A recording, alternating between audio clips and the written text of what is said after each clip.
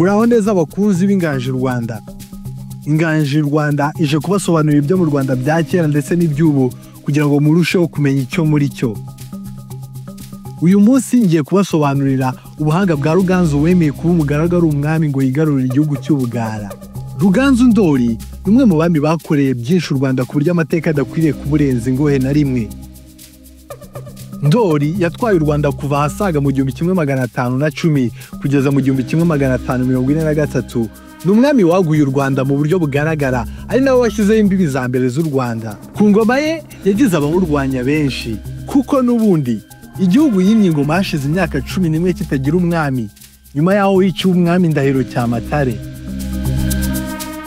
Ruganzu Ndoli amaze kwima ingoma ya se, yatangiye kwihumura ku bagize uruhare rwose mu kwica se Cyamatare.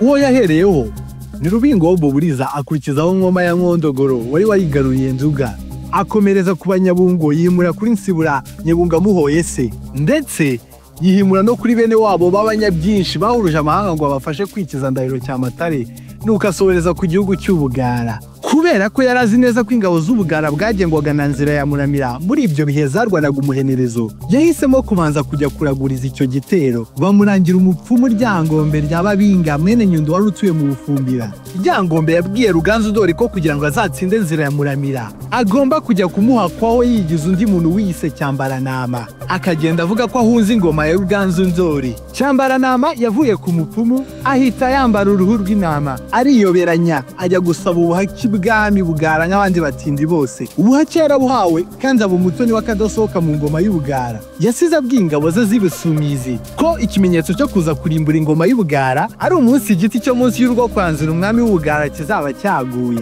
Uko Ruganzu Ndoli yarushagaho kumenyera ibwami kwa Nzira, niko yakoranaga umuhati kugira ngo batamuvumbura. Igihe kimwe umugabekazi Nyiranzira w'ingoma y'Ubugara ari nawe nyina wa Nzira yahamagaye Ndoli aramubaza ati, wa mugabo we ko ureba ukanshisha, nakwitegereza amabere akikora tonsa, aho ni amahoro? Ubwo koko uri umuhake waje guhakwa cyangwa ufite ikindi cyakuzanye?